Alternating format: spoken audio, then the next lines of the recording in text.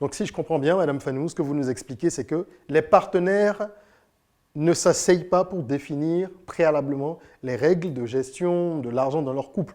Donc c'est une question de communication, c'est bien ça, ce que vous expliquez? C'est une question de projet de couple. Je reviens sur ça.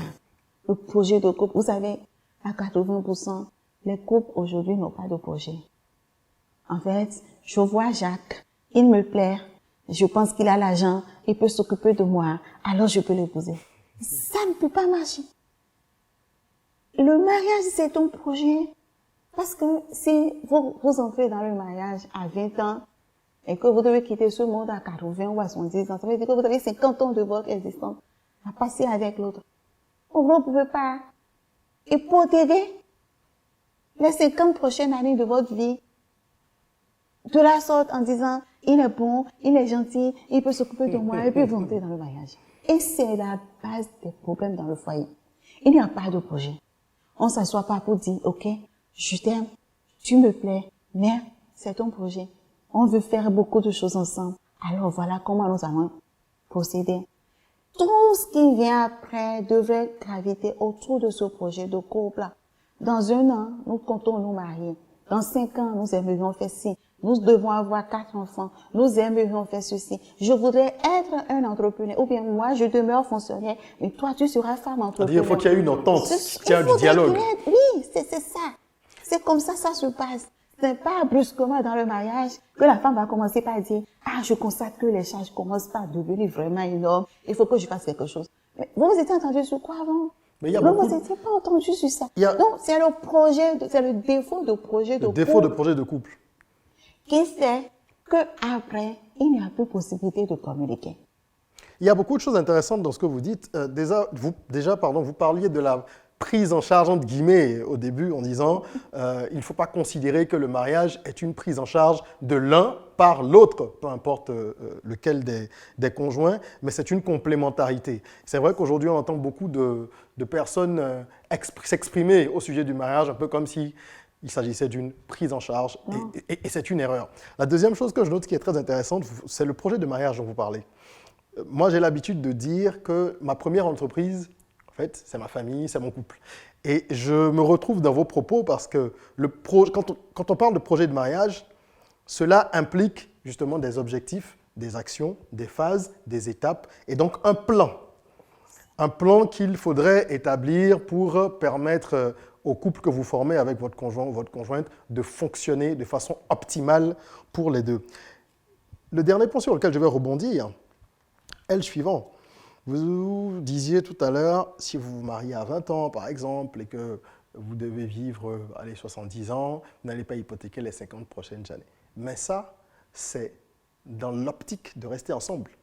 Parce qu'aujourd'hui, les ruptures sont fréquentes, brutales, rapides, alors qu'elles peuvent faire basculer des vies. Et j'aimerais vous interpeller là-dessus pour savoir quelles sont, selon vous, en dehors de l'argent, les raisons pour lesquelles il est devenu aussi banal de se séparer dans nos sociétés, enfin dans la société moderne.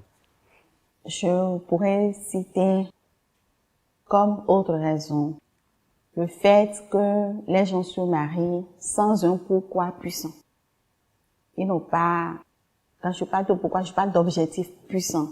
Ils n'ont pas d'objectifs puissants avant de se mettre en couple. Donc, Joanne s'est mariée, Yvette se marie, j'ai 40 ans, il faut que je me marie aussi. Quand tu te maries comme ça ne peut pas marcher.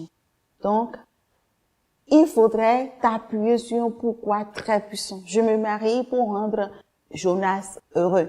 Je me marie pour être une femme d'impact dans mon foyer.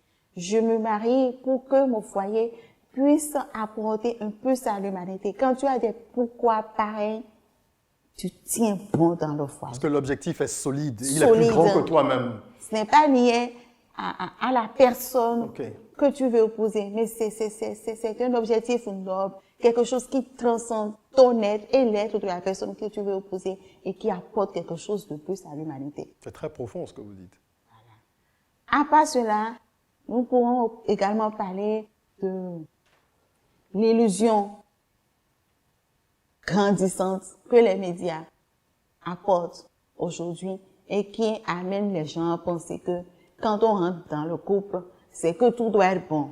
Il doit s'occuper de moi. Quand je dis j'ai mal à la tête, il doit être prêt pour m'acheter mes médicaments. Quand je dis que je dois voyager pour mes congés, il doit pouvoir me le faire. Quand il ne le fait pas, ce n'est pas le bon mari, alors je me retourne. C'est aussi le contraire, hein. Il y a aussi des hommes qui se disent que, ah non, quand je rentre et que tu ne t'occupes pas de moi, si le repas n'est pas fait à 20h02. Ah non, c'est pas ça.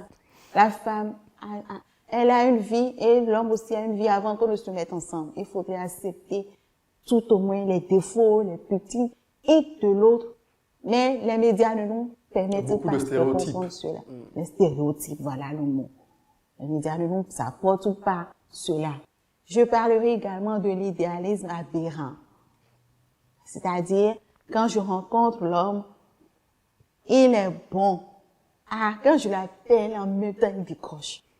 Quand je dis, tu es où? Il me dit où il est. Et quand je vais là-bas, je le vois. Ah, donc il est un homme bon. Il ne ment pas. Il ne me trompe pas. C'est de l'idéalisme aberrant.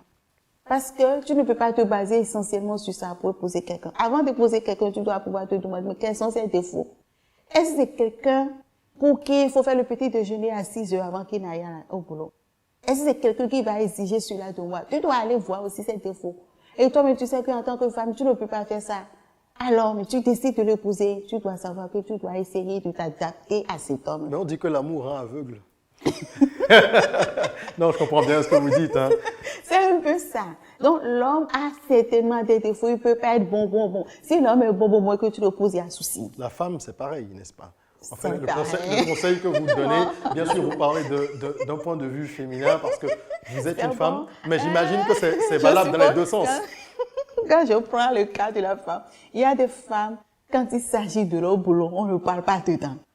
Ah, c'est son travail qui est son premier mari. D'ailleurs, c'est ce que les mamans nous ont appris tout le temps. C'est ton travail qui est ton premier mari. Il y a des femmes qui sont comme ça. À un niveau donné, ça crée des problèmes dans le foyer. Mais tu dois essayer de dénicher ces choses-là chez ta future conjointe et voir, mais celle que je veux opposer, celle-là, quand elle sera avec moi là, si le patron l'appelle à 7 heures, elle est capable de partir, laisser les enfants. C'est un défaut que ensemble vous allez essayer d'arranger. Mais si tu n'obtiens compte de rien de tout ça, tu la mets dans ta chambre. Une fois mariée, elle te dit, chef, moi, mon boulot là, on ne parle pas du temps.